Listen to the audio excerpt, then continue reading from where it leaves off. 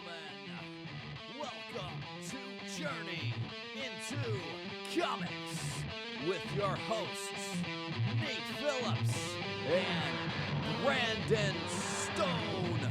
I am a god, you dull creature. Welcome, everyone, to a very, very dark, creepy, and special episode of Journey into Comics. I'm Nate Phillips here with my co-host, Mr. Brandon Stone. I jumped the Yeah. gun that time. Yeah, I know. We're going to get it. We're going to get it someday. We'll get the flow of all this down much better.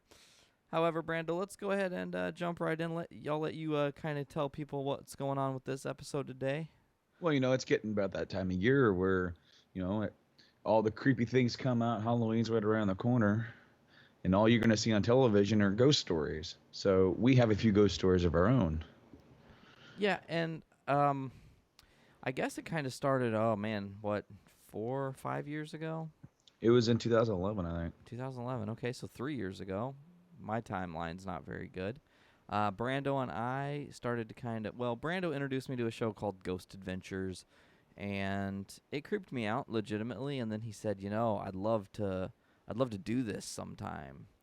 And in passing, I do believe I just told him one time, I said, hey, we could just ghost hunt in my place. And as great of an idea at the time as that sounded, it was possibly one of the worst ideas I've ever had. Well, I mean, you had mentioned before in the past that you thought there was something in the house. I never really felt anything that I like when I was there, to be honest with you, until we started doing that. Yeah, it seemed the more we kind of poked our noses, the more things kind of rustled up, which could be coincidental or it just could be how things like that go. Yeah, I do remember. At first, all we did it was like an EVP session with like a digital recorder, and it was you, me, and a few other people. And we sat in there. We tried to get some noise going. Nothing. And it wasn't until you wanted to show me something in a different room, and we left. And I left the recorder in there just to leave it in there, and that's when we got like everything that night. It was a bunch of movement, noise, footsteps. Someone or something said my name. So, that what got me hooked. That is what got me hooked, without a doubt. Yeah, and there for a while. So, it was one of the biggest mistakes, I think. I said that before, but a lot of it had to do with, we ghost hunt at my house, and you think that's a good theory, that's a great idea, you live there, and then things start to kind of creep you out in the daylight, even, in the middle of the daylight. Mm-hmm. I remember going upstairs and not being able to just slowly walk past that room. I actually was kind of sprinting down the hallway, just there was a sense of energy that just seemed very negative or unhappy that we had interrupted its slumber, maybe, or even poked at it. We'll see, in our ignorance, and I've learned so much since then, but in our ignorance, it's something else to investigate a residential area, because when you're going to some place that is inhabited by a spirit or a potential entity, you're going to prod it. You're going to get it to kind of come out. You're going to get it to start making noise and doing things. When you're in a residential area, you've got to do that with enough thought in mind that people are going to be okay with that. And that's one reason why I don't do it in my house, because there's some stuff in my house, but I will not do that because we have to live here. Yeah, I learned that lesson. And yeah, and I honestly, I learned it from you from your place as well. So. No, but I will say there were some really cool things that we did catch here. As you said, something said your name very clearly. We had what sounded at some point like something jiggling the door handle. Something, yeah. I do believe it sounded like something tapped the microphone. Yes, yeah. It was like something walked across the floor, and then it just something hit that. Yeah. So, we've done that, and then I kind of stepped away. You guys started the group Spy, and I said, I'd love to be a part of it. Just at the time, I didn't know if I could dedicate my time. Mm-hmm. So you have gone on to do several hunts. Yeah. After doing the experimentations at your house, I guess that's about all you could call them, because they weren't actual hunts. So then from there, we actually went to actual like advertised haunted places. I got a little bit of a group going with a couple of friends and a coworker from work, and we went to the haunted opera house in Rossville, Illinois, just down the road from you, and that was a really neat experience. That it was odd because I was very apprehensive. We hadn't gone out, we hadn't done anything paranormal since your place, and I would say this was almost a good year later due to the after effects of what happened at your place.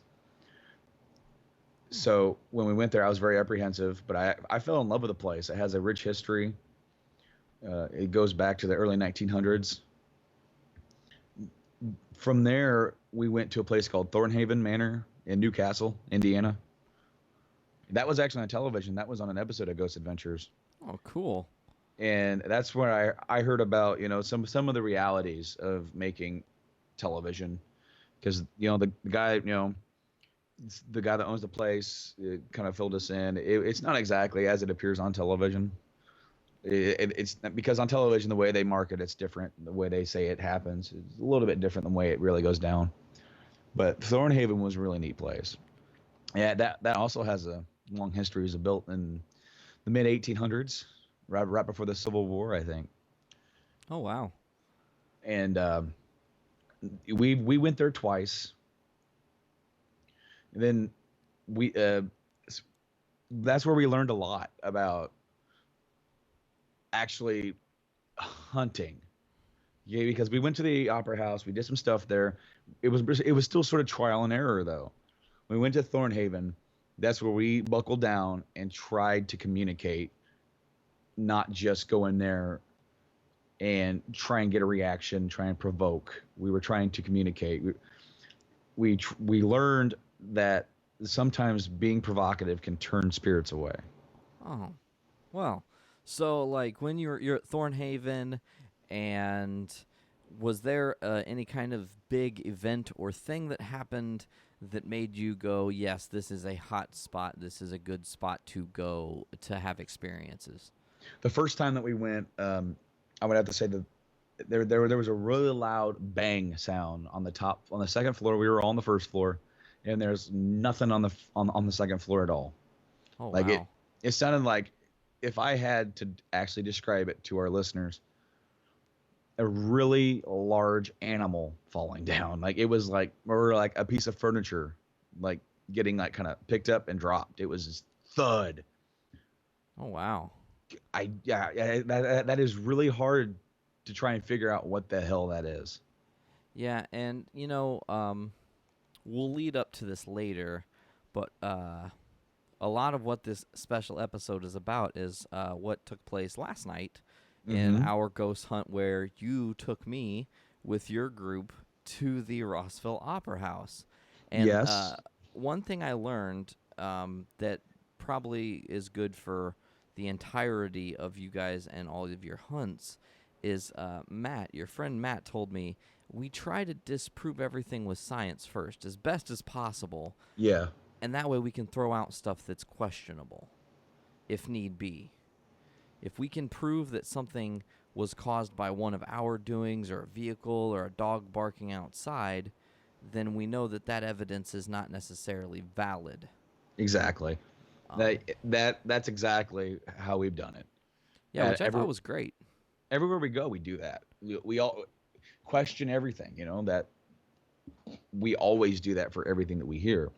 Unless it's undeniable that it was not any of us, or not any other sort of interference. It's pretty much to a point of we are honed in now, where we can pretty much say exactly if it was us or something else other than what it could possibly be, or outside interference or anything like that. That is something that we strive to do. And unfortunately, I think at times we can maybe talk a little bit too much about it. While maybe if it was something, because people can disagree. I don't think it was this. This person says, "Well, I moved this way." Well, I didn't hear it like that. But at the same time, it also like within reviewing the evidence, it can make that step go a little bit quicker if we remember or jot down a note of, okay, that like when we hear it, we're not going to take time listening to that thing 10 times over, turning it backwards, you know, taking white noise reduction out of it. We're going to, okay, just skip past it. That's not what it was. Yeah. It was good to have this experience. But before we delve into that, you've been to Thornhaven a couple times. You've been to the Opera House now a couple times. Are there any other places you've gone to that you haven't got to yet, or are those Uh, kind of your go-tos? we have a couple places that we want to hit. The only problem is with our work schedule. It's hard to get out and do things, especially around this time of year. If you just want to go step out and go to a place like Thornhaven, you're not getting in October unless you go on a weeknight. And Yeah. that's just because these places fill up. These spaces fill up very quickly. Like for Thornhaven, the before it was on television, I was able to get in a month in advance. I was able to book the date, and it wasn't. I don't think it was. I think it was over our shutdown, so we were actually able to go during the week. But it was just a few months ago. My friend Matt said he wanted to go back to Thornhaven one more time because well the activity we got there, and I had just seen a post from the owner on Facebook saying that all the Saturdays for the rest of the year are now taken. That's hard for us to do because when we ghost hunt, and as you saw, we were there late. Super late. So we stay until at least 4 or 5 in the morning. That's not easy to get up and go to work the next day with. Not at we all. yeah, we like to have like a day of like recoup and rest a little bit before we go back to our work lives. But to get back on topic, we would like to go to a place called the Rhodes Hotel, and it is in Atlanta, Indiana. Um, I found them on Facebook. They I think they've just kind of renovated the place a little bit. It's got some history to it, and it's not too far away. I definitely love to hit some of the bigger places like Waverly Hills, which is in Louisville, Kentucky. And there's a few other places like Mansfield over, was that a prison? Mansfield Prison over in Ohio. And it's just there are places that are like a little bit more expensive to go to, a little bit more, like an attraction, a little bit more haunted, and a little bit more, just expensive and time consuming as well, especially with our work schedule. Yeah, I feel going to one of the bigger places. I mean, are there any places in the States that you have thought, if we could travel there, I'd love to go? However, and that's the big part, however, what about the really dark, evil stuff? As far as like encountering it, do I want to go search it out? Is that what you're saying? No, I'm kind of more saying, are there places that in part of you says, okay, like I can't remember what the place was. You'll know. I think it was in Colorado, but it was in the West. The place Ghost Adventures went with the brick. Oh, was that in Las Vegas or near Somewhere. Vegas? Okay, yeah, but like those places that almost have demonic spirits in them rather than Or- just spirits. Are there places that part of you wants to go to, but at the same time you're like, I don't know if I want to risk bringing anything back. I'm definitely with you on that. I'm definitely reserved about it. My buddy Matt, it's like he wants to encounter that so bad, but I think he's also a little reserved about it as well.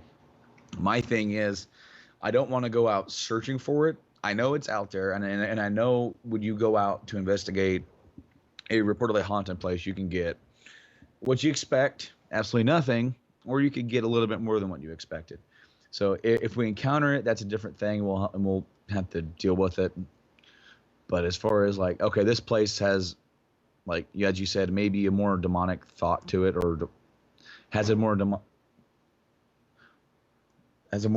of like a presence there, or is reported to have such. I don't know. I'm very apprehensive about that. I'm not sure if I really want to if I want to go there.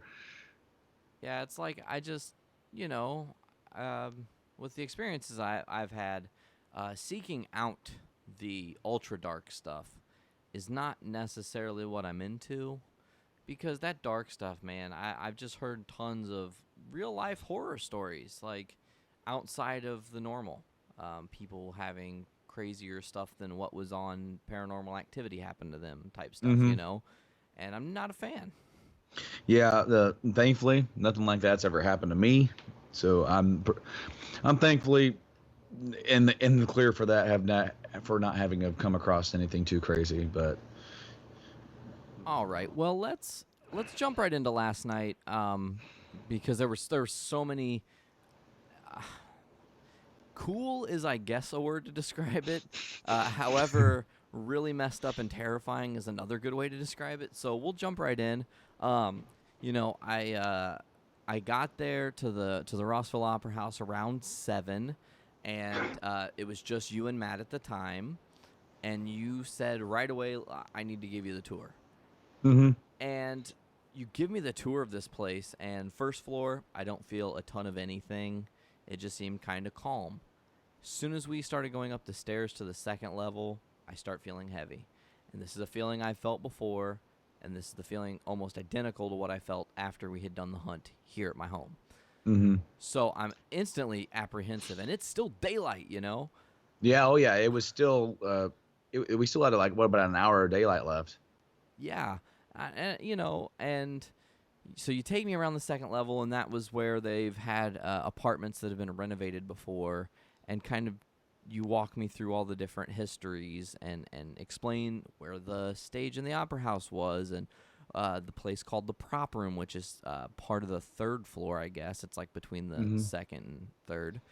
Yeah, it's right outside like the main part of the third floor, but it was like it was like like as you said the prop area, like the staging area for over the stage where they would hang all their various props for the performances. It's funny that you say hang, because that's actually one of the Yeah. things I was getting right into. Hmm. As soon as we go up to the prop room, the first thing I see, I'm like, there's a fucking noose right there, Brandon. Not cool.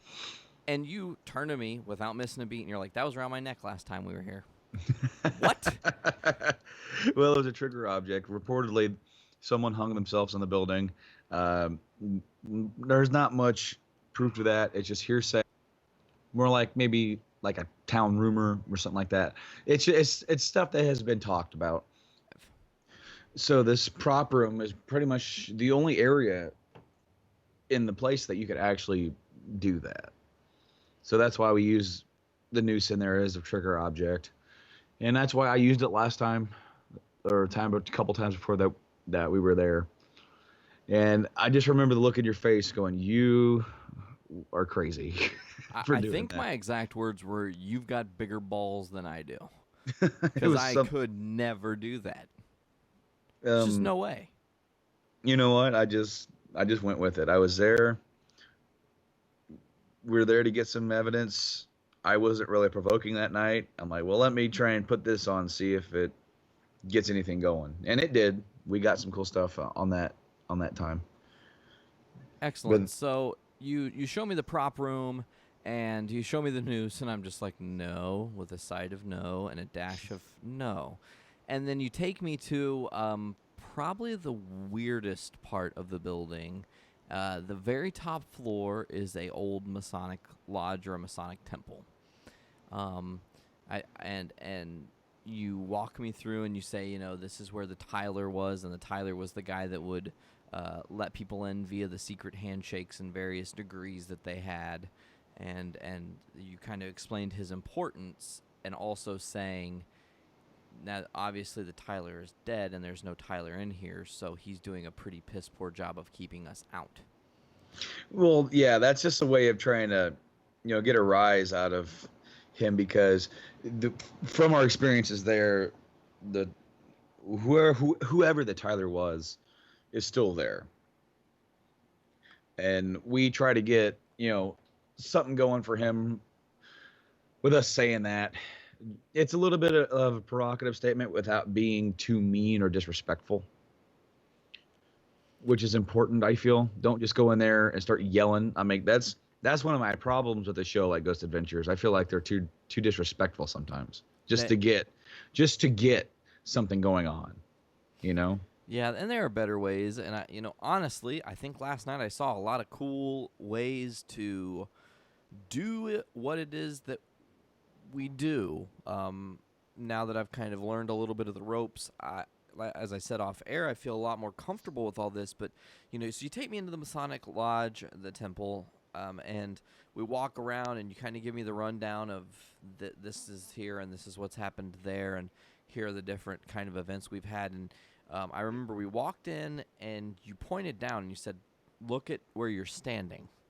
And I looked down, and there was a trap door right at my feet, which you promptly had me move. You open up, and you kind of explained in detail, and I'll let you kind of go with what words were spoken the last time you guys were there, and kind of what the importance of the trap door is, because even though I know the story, I will probably flub it up just because it was my first experience in the building.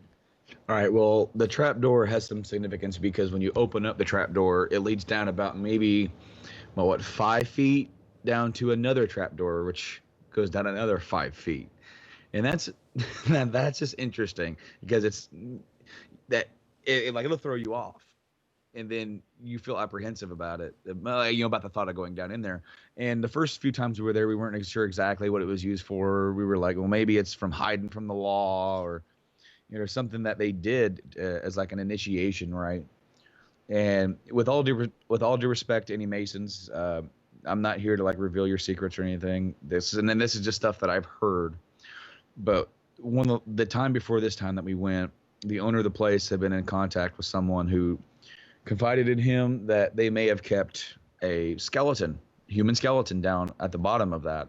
And the whole idea would be, for this certain rite or initiation, you would be lowered down like you would be lowering to the grave. And you would maybe or would not be blindfolded, but based on your reaction of confronting death would mean your initiation. Now, that's just what I've heard. Well, the last time that we were there before I took you there this time, I was using the Ovilus, which is that device that kind of sounds like Microsoft Sam. And sometimes it can be a bit of a difficult thing to make out. But it said the word trap. And I said, what about a trap? You talking about the trap door? And it said, yes.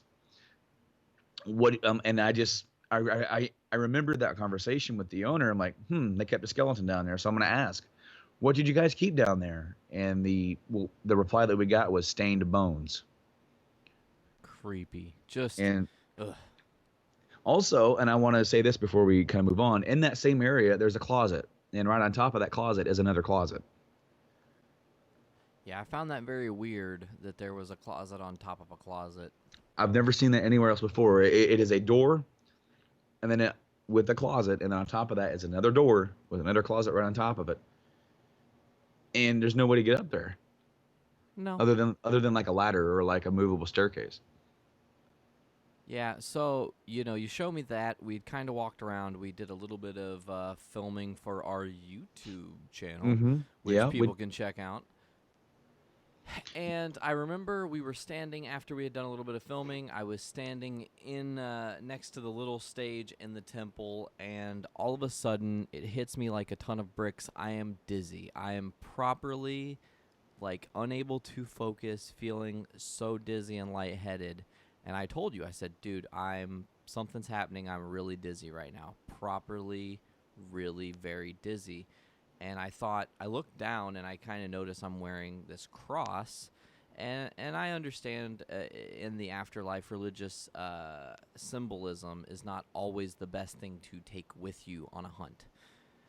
So the first thing I did was I was like, maybe I shouldn't be in this room. And I took a step backwards, back to the double closet. And as soon as I took one step back, I felt cool, instantaneously. Yeah, and it's kind of funny because my friend Matt, the moment we walked in the building, because you said you started feeling heavy when you hit the second floor. The moment that we were sitting there chatting with the owner before we were getting ready to start, he was already feeling heavy. And I wasn't feeling much of anything, not yet. Not until we really dived into our sessions was I really feeling anything. And once we started, once our other teammates showed up, and then we went into that session, and I want to say we used the talk box, didn't we? Well, Where it started, we actually started. Dave, the owner, took us up the elevator. Oh yeah.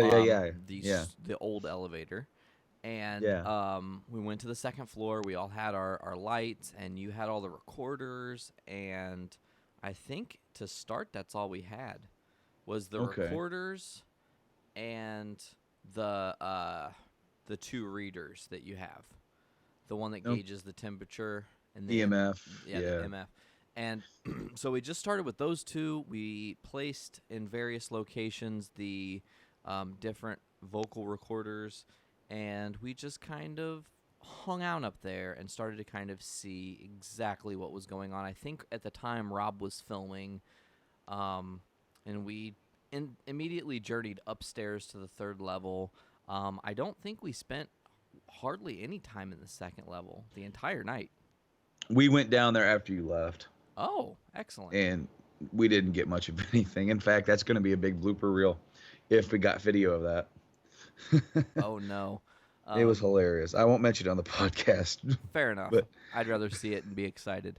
So, Rob's laughing right now, so awesome. I know he is. So we start work on the third level. We're doing various checks on the temperature. We're asking questions. We're doing this, that, and the other. And then Gretchen and you and me all started taking turns taking camera pictures. Yeah. Now, at some points, we thought we had orbs. At other points, we're certain they were dust. Yeah. There were some that definitely rode the line, and you could not tell. That's the questionable thing about orbs.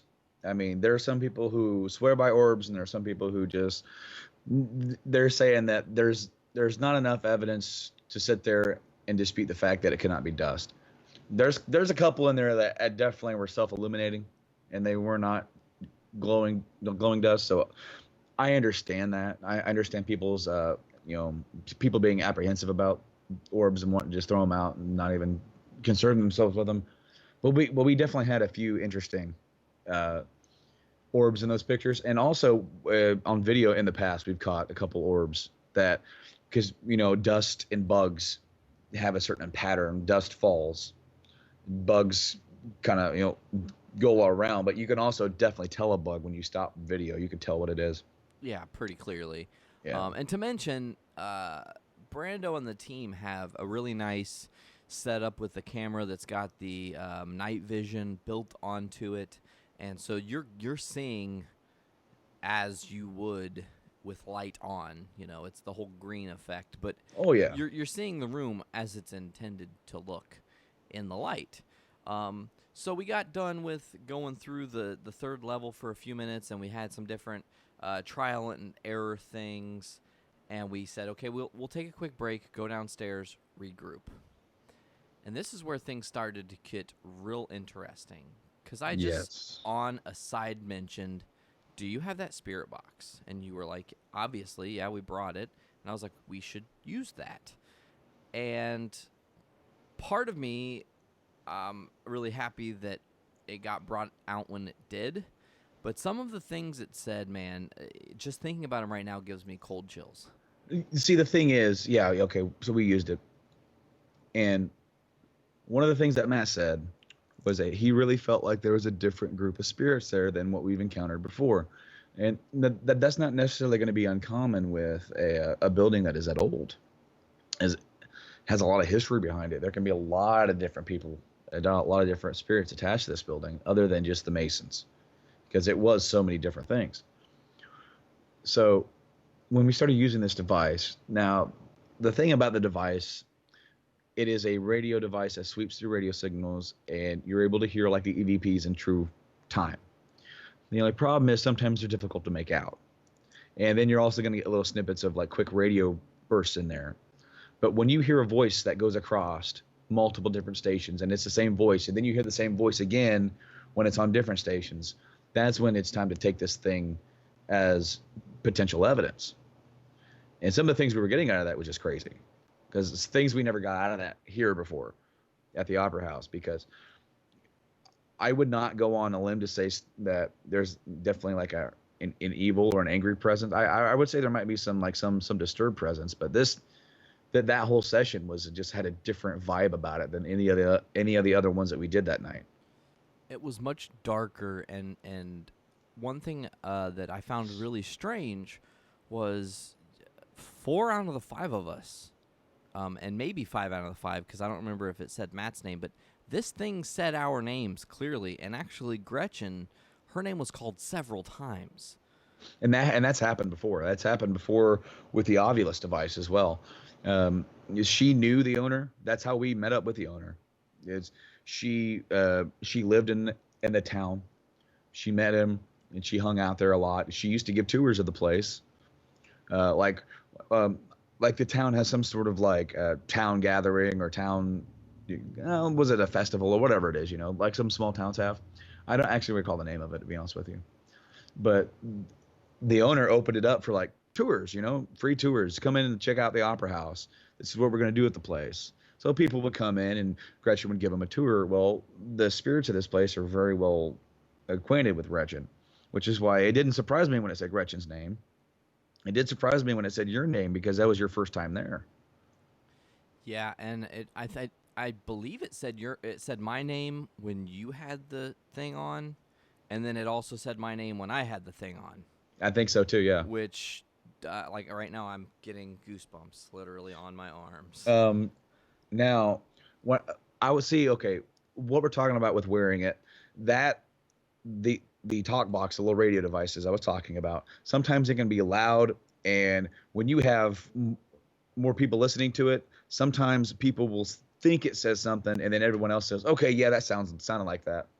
So what we'll do is that we'll wear headphones, and only one person can hear it, and while everybody else can be asking questions, we don't necessarily hear what they ask. We can only answer what we're hearing. So that makes it to be a little bit more tangible. So we're not being influenced by outside sources.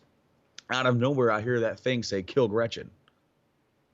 And I think the first things out of your mouth was, "What did you just say?"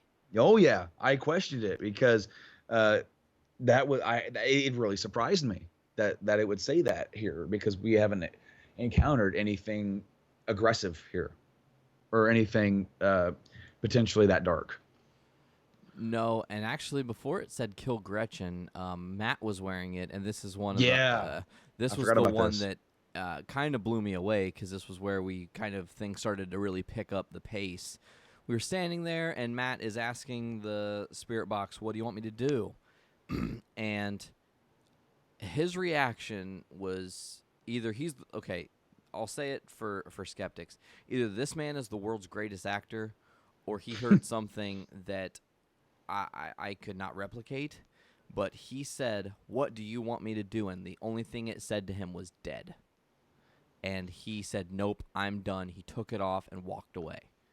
See, okay, my friend Matt, he's very into what we're doing, but at the same time, you know, he, I can only imagine how he would react to getting a ghost full out apparition right in his face because the first time that we went to this place, he was very scared of walking like down like we have video of him walking down a long hallway and every 5 feet or 3 feet he's like turning on back behind him, turning on a flashlight. It was his first time. He was nervous, and then how would you react to that? I Different people are going to react differently. I don't know if I'm wearing the headphones and I ask, "What do you want me to do?" and it says "dead." I'm probably doing exactly what Matt did, and I might actually have stopped. That might have been my threshold for the night if it would have said that to me. However, interestingly, I say, ask it about my shirt. Again, the ideology of wearing a cross as a religious symbol in a place that religion may or may not exist. So you said, "What do you think of Nate's shirt?" And I do believe that's when it said my name the first time. Yeah, it did. And Yeah, it then was shortly after that. and then it said "cool." Yeah. And Yeah. then you said Nate's shirt's cool, and then it said "dick." So That was apparently so the ghosts think I'm a dick. well. It was funny because I definitely think that was two different voices that said that. Oh, well. So one of them could think that you're cool, and another one could think that you're a complete dick. But that was interesting. When it said kill Gretchen, I want to say, if I remember this correctly, I've slept since then because it was just last night. It was really late. When it said kill Gretchen, and I asked, do you why did you say that? And then it said do it. It definitely said do it. And then I remember I think you asked it maybe one or two more times why, and it just said because. Because, yeah. And then there was one long one that said because. And it's almost like they were pronouncing it like, do you not understand? Because. That was funny. I mean, scary, kind of freaky, but funny that it would react like that because I kept asking it, and it was like, you don't get it. I'm telling you. Because. Yeah, I definitely felt that it was messing with us. I definitely felt whatever was up there was having fun with us, creeping us out, because Gretchen actually got to the point where she had to leave.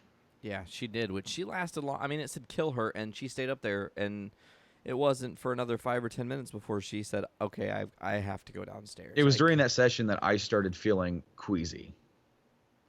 I remember you asked, how many people are in here with us? And it said 30. 30, yeah, that kind of blew my mind. And then it said something about members, so I don't know if they were all members of the Masonic Lodge that were hanging out, or if it was 30 including members or whatever. I don't really know, but I definitely felt kind of queasy. Definitely felt the energy up there was just not right. So we took another break. Yeah. And I tried to eat, and I really couldn't. No, and I was definitely at this point feeling uneasy. It had kind of pushed me a little further. And, all the while all these things are going on, as odd as this is, we're in the dark in a scary situation, hunting ghosts or spirits, if you will. And at the same time, I'm bonding with your team a lot more than you would expect while you're ghost hunting. But you get to see a person as real and as raw as they are when you're in a very vulnerable situation like that. Oh yeah, I mean, some members of the team, I've known since I was a kid. And Matt, I've met him through work. We started talking about this stuff because of the incidents at your house, and he was really interested in that. He wanted to go, but it just didn't work out for him to go, and he wanted to get something going. And when we were deciding to put together the group, I'm like, you have to be a part of it because you're like the one person who always brings it up. And when we don't go for a while, he goes, when are we going? We need to go somewhere. And I'm like, well, I know. Obviously. But then, we're also, friends outside of that as well, beyond that. Yeah, and one thing about Matt, he is your team member who is kind of fearless and definitely the master provoker. Oh, yeah, when he feels like it, he definitely steps up and does that. He was calling things names last night, and I'm this and you're that. Thankfully, he didn't do that. We didn't just go in there and start doing that. I want to make that clear to our listeners, because, as I said, in the past we've done that, and it sort of seemed like it deters it in some spots. It can work in some other areas, but he only started turning up the volume once it started to turn up the volume on us, when it was starting telling us to do shit like kill Gretchen or go be dead. So that's the only time when we really started provoking. Yeah, but he did it, and he was fearless about it. There's something I forgot. Before we really got the spirit box going, the first instance of this happened, and then you had a couple extra instances with this, so this will kind of lead into the third session where it was just you and Matt. But before it was just you and Matt, when we were in the second session, after Gretchen had gone back downstairs, Rob decides, I'm setting up my camera on this tripod that had just been left in the top floor. Yeah. And while he's doing that, I remember clear as day, even though it was nighttime, I was standing by one of the windows, and I looked, and I was like, oh, they've got a laser pointer on that camera to kind of give you an idea of where exactly the camera's pointing, because I see a green laser bounce off of one of the light fixtures that's in there. And at first I didn't think anything of it, and I didn't go, oh, look at that, because I was assuming It's just someone having a laser. Those things exist on equipment. And then Rob and Matt at the same time, did you guys see that? And I said, I saw it, but I thought that was you guys. And they said, no, it wasn't us. So it was some kind of green light that I definitely can't explain. It wasn't coming through a window because I would have saw it reflecting through the window. Plus, Yeah. there's nothing that tall that someone could have pointed through the window and got to that exact angle. Yeah, no, and I want to reiterate that the top floor does not have power. Also There, true. I mean, there is a light fixture up there, but it doesn't. It's not plugged in. It doesn't work. I don't even think there's a light in it. There is there are some cameras set up for the owner that he has fed downstairs, but those are the only other sources of power, and that the power from those are coming from downstairs. He has those fed, so there's nothing upstairs that is feeding these things power. And I saw that light, but only like for a split second, so I couldn't say for sure what it was, and didn't really react too much to it. I mean, you guys had a much more of a good, clear sight on it, but as you said, it came back. It did it again. Yeah, so you and Matt said, we wanted to try this, and we've been talking about doing it, and we're going to just go ahead and do it. You two decide to venture upstairs alone. You're going to sit in two separate areas, kind of within speaking distance to each other, and I will let you in full detail describe what you guys had happen, and then I'll try to feed in a little bit of my opinions of what I was seeing from the downstairs cameras. Okay, so I sat in the prop room, and he sat right on top of the trapdoor. And from the trapdoor, you can see the hallway going down to the Tyler to the doorway area. You could see into the main hall where they had their, like, the actual temple area, and then you could see the double closet area. And I had the Ovilus going. I was trying to wear headphones with it, but it was just kind of too overwhelming with it, at times, to really make out. That Microsoft SAM is not really the most easiest thing to understand anyway. So using this, we were trying to communicate. He gets freaked out because as he's looking, he's looking in the lower closet, and then with that light from that lower closet, he sees a head peeking down from the top closet looking at him. And funny, because as soon, there's audio and video from the cameras that Dave has in there, and I hear him just like, I'm coming to sit next to you, Brando. And he got up and went right to you, and he said, nope. And then quietly, I believe, he explained to you what he saw. Yeah. Which we couldn't make out. So I'm like, what spooked Matt? Something has spooked Matt. And I noticed from that moment until you guys went back into the main hall, he kept peeking. Like, oh yeah, over to the trapdoor, over towards those closets. Like, we were seeing a lot of shadow movement over there. Like, we were seeing actual movement. And then he saw a full shadowed bodied person walk in front of the window of the main hall.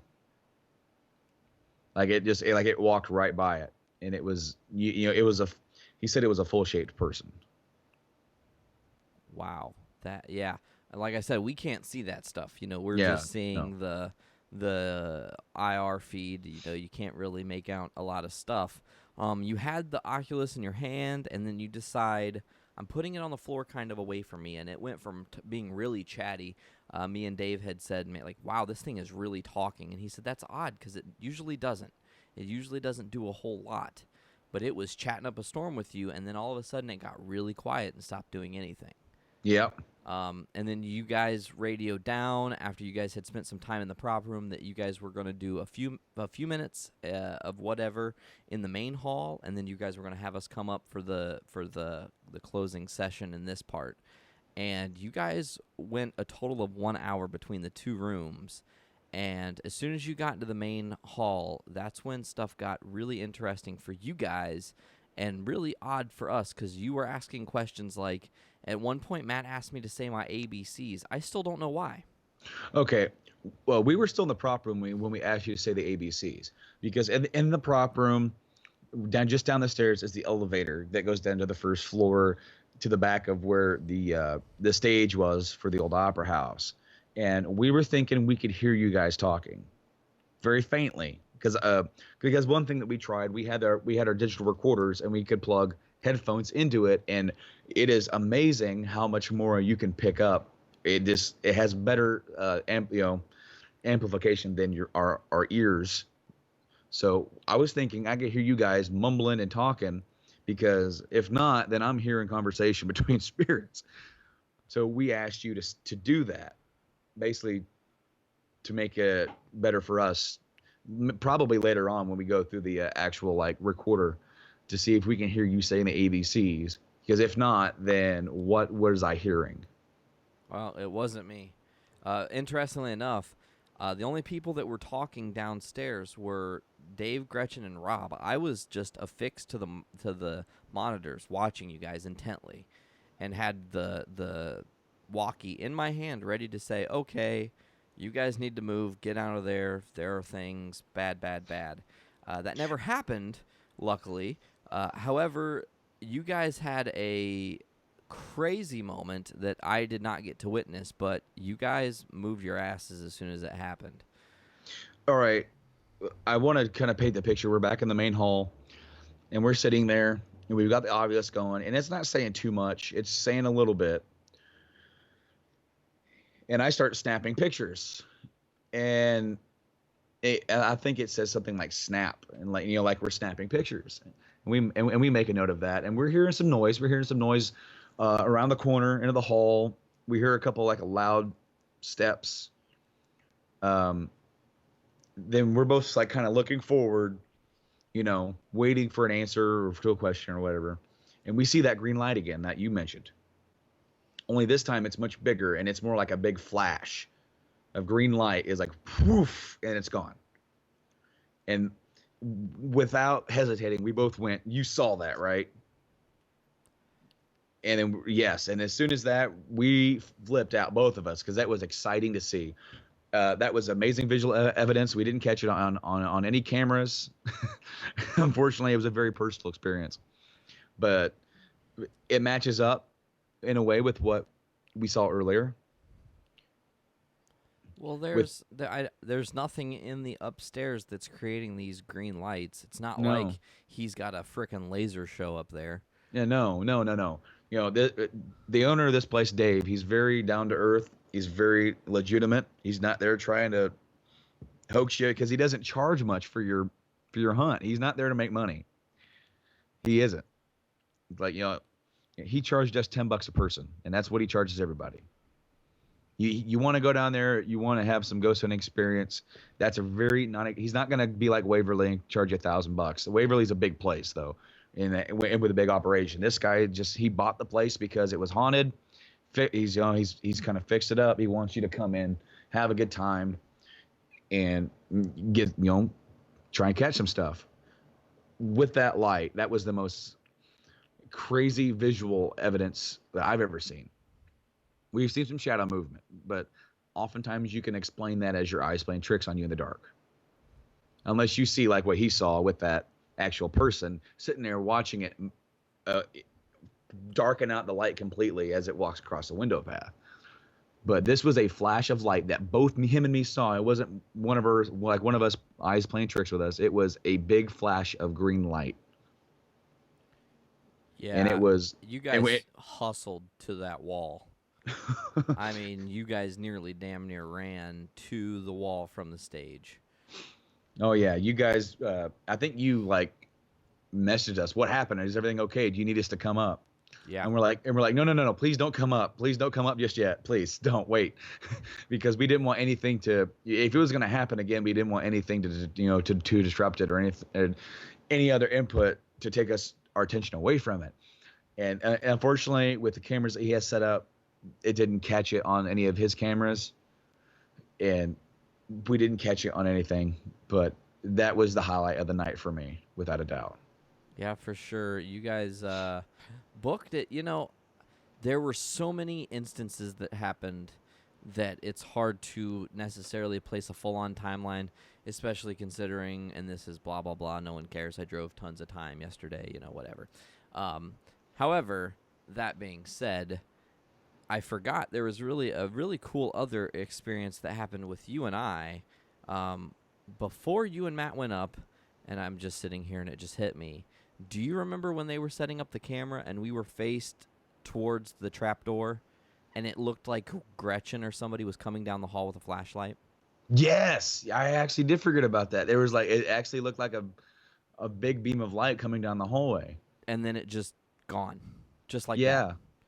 Um, so like I said, there were so many things that were interesting, shocking, terrifying, unexplainable. But after we did the third and well, I think it was the third and final, might have been the fourth passage where we were upstairs after you guys had seen the light. We came up, and then Gretchen got in the trap door, which Yeah, she did. balls She's bigger than I. even me, because I that's something that I wanted to do on this time. And then after that second session where things kind of went dark, I got very apprehensive about it, and I was gonna do it if she wasn't gonna do it. Let me just say that. I want to cover my butt here. I was gonna do it because it's something that I wanted done, but she just said, "All right, I'll do it." And I'm like, "I'm not gonna stop you." Not at all. So she, she goes to the second level, and then I was like, well, I think I know where that comes out. I remember seeing what you could see from the both trapdoors being open. I remember seeing something that was similar to that when we were doing the tour during the daylight. And I said, Brando, I think that's down where they kicked out the drywall. And sure enough, that's where it was. So her, with her gigantic cojones, went to the second floor, crawled through the drywall, and set where this trapdoor was that the Masons had used. Yeah. In the dark with a recorder. Oh, I cannot wait to listen to that. See if she got anything down there. Yeah, which might be a little difficult because we were kind of talking upstairs and stuff on and off, but could also mean that you'll be able to tell the difference between what we were doing and what was going on in there. But after that session, I packed up for the night. It was time for me to get a little bit of rest after the day. And then you guys continued on, and I am just salivating to hear anything that happened during the time that I was not there. Well, after you left, we wanted to go back up one more time, and we decided to do something we had not tried yet, and I was trying to communicate with a mag light, where you use the flashlight and have the spirit turn on the flashlight, turn off the flashlight, and after a while, we got it to turn it on, and it stayed on for a while, doing its little like dim bright thing. We kept trying to get it to turn it off, and it seemed like as it would get close to turning it off, and then it would kind of brighten back up, turn it back off. Finally, it turned it off. And the thing is that we had it so far away from us that it wasn't being influenced by our movement or like anything else. And in fact, when we went to go back up to get it, it didn't turn on until we picked it up and tapped it. For those of the listeners that don't know, explain to them a little bit what the mag light is and how it works. Well, the mag light, it's a flashlight that has a twist top on it. Like you twist the end where the bulb is, and it creates the connection with the battery. And the idea is to make the connection to the point where it doesn't take much for it to turn on and off, to where the spirit can create that connection. And so we had it right there, but we also had it to where if you went over there and stopped next to it, it wasn't going to turn it on. As I said, it didn't turn back on for us until we picked it up and kind of tapped it. So that makes me believe that it wasn't anything outside influenced, even though we couldn't get it to turn it back on again, and it took forever for us to turn it off, to get it to turn it off. I think it was having fun. I think it was playing. I think we invited it to come and play with the light, and it was playing with the light, and then we were trying to tell it to stop, and it didn't want to stop. Makes sense. But I can't wait to try that again. That was the first time that we've ever tried anything like that. We caught that on camera, too, by the way. Oh, that's awesome! I'm excited to see that footage. Speaking of that, we'll probably have footage. Some of the footage will end up on our YouTube channel. Some of the footage you'll probably put up on a new channel, maybe. Or are you looking to launch a spy YouTube, or do you guys have one? It already exists. There's not much on there simply because time and kind of laziness. We do have a SoundCloud for Spirits, or Spirit. It's not Spirit anymore. It's Spy. We changed our name. It's Spectre's Paranormal Investigations. We've linked it on the podcast before. We'll go ahead and link it on the podcast, and we'll share it on the Facebook. And when we put up footage on YouTube, we'll also link it there. And I'll see if I can't get some stuff up from older hunts, some footage that we have. And I think we do have a Facebook page as well. SPI, Spirits Paranormal Investigations. We don't really plug it that much because we only really talk about stuff when we go places. So I'll try to make some time and get some stuff on there to have our listeners kind of hear some stuff that we've caught during the hunts that we've kind of talked about during this podcast. All right, Brandon, I have an idea, a thought, if you will. Okay. And I'm going to bring this to you for the first time live, so everyone is hearing this, well, after Brandon has already heard it, because this will be future times. But what do you say for any of the people that are listening to this podcast today that are going, okay, they're full of themselves. This stuff doesn't happen that way. It doesn't work that way. What do you say we invite some of our listeners, when we can plan this, to go back to the Opera House and do kind of a different style group? Maybe me and the group we had last night, and then add anybody that wants to go, and we'll go in groups and split up, and we can kind of broaden the horizons and maybe give some people who don't or haven't done anything like this the perspective. Oh, dude, I'd love to do that. I've thought about doing something like that at the Opera House before. It's close, and it's very inexpensive. And I love Dave. I love the owner. I love supporting him. So yeah, he's a very nice guy. Absolutely. Oh yeah, I definitely love to do that. So, you guys caught the mag light going on and dimming out, and almost going off, and then coming back on and dimming out. After that, was there a moment where you guys said, okay, I think we've exhausted these spirits tonight, and we need to go ahead and pack up and call it a day? Yeah, that was when the mag light went off, and it didn't come back on. Our battery was running out on our camera.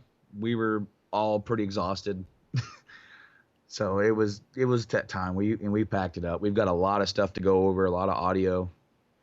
And that's always probably the worst part of it. I mean, it can be the most exciting when you hear stuff that you didn't, catch with your own ears while we were there. But I mean, you're listening to multiple recorders with multiple hours of footage, having to review pictures, having to review the camera footage. Yep. I mean, there are so many avenues that you have to go through. And then while you're doing all this, you've got to sit and decipher, okay, was that one of you guys speaking? Oh, yeah, yep. I said it. That was my voice. Yeah. Or, no, that wasn't me. That can get kind of troublesome, too, if there's enough time that passes in between the hunt, because we can't always meet up and go over evidence. We have to do it in spurts. So maybe if it's a month later and we're still going over stuff, we have to bring ourselves all the way back to that hunt, figure out where the hell we were, where was everybody. And so, with you being there, we might be messaging you up to see if you can remember where you were during a certain time, if there's ever like anything in question. Hey, if you give me a date and a time and a place where we're gonna do some reviewing, count me in. I mean, I want the full experience at this point. I wanna see this thing through and hear the stuff that honestly I'm most excited about. The EVPs. I liked that we placed them in several different places by the Tyler, in the prop room, in the grand hall. We actually ended up placing one up in the closet, in the second closet on the double closet section. One was on the stinky fridge. Yeah. That one, I think, stayed there all night. Yeah, I think it got reset once. Gretchen, Rob, and myself reset it one time. No, I reset it multiple times. Oh, okay. Well, that's good. I could never remember.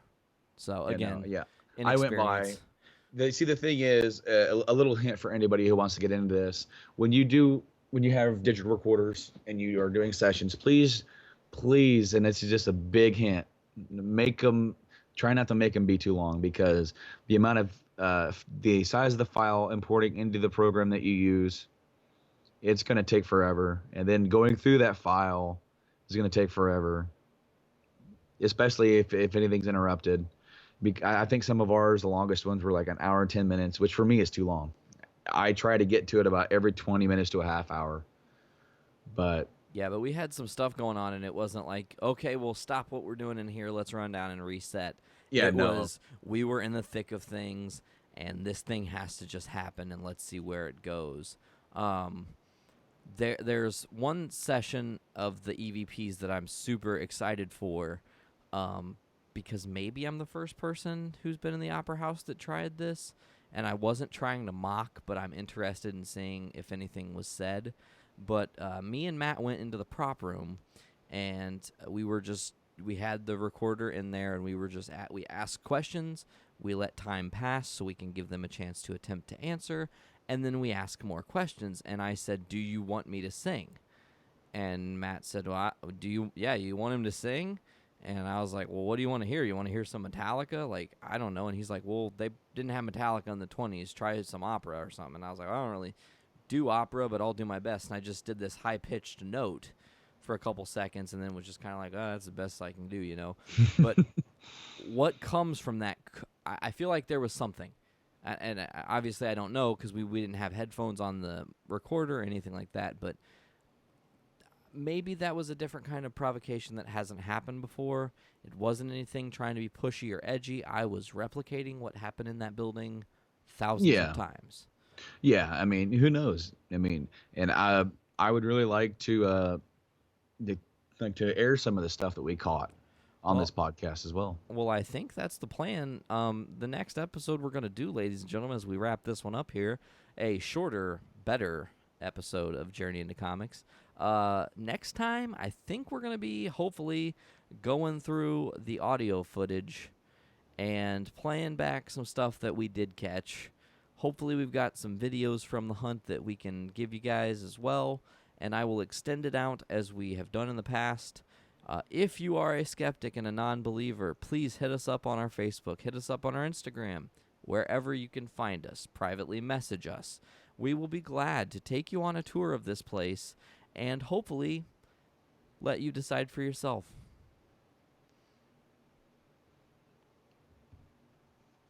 Brandon disappeared. No, I didn't disappear. Oh, okay. I was stretching. Oh, well, hey, stretching happens. It's cool. There was a lot of just the energy in there last night, man. There were a lot of things. Oh yeah. So much happened. As I said, there maybe even 2 podcasts wouldn't be able to go through everything that was experienced because there were little mundane things and there were bigger things. I know at some point you guys saw a shadow by the Tyler area. Mm-hmm. Oh yeah. And A lot of shadow movement all night. The really cool thing about this place, and I mentioned this to Matt on the ride home. Each time we've hunted here, it's been almost a different experience each time, and that's neat because it's not like it's always active. And because when you hear about something being so ridiculously active all the time, it can be a little bit disbelieving.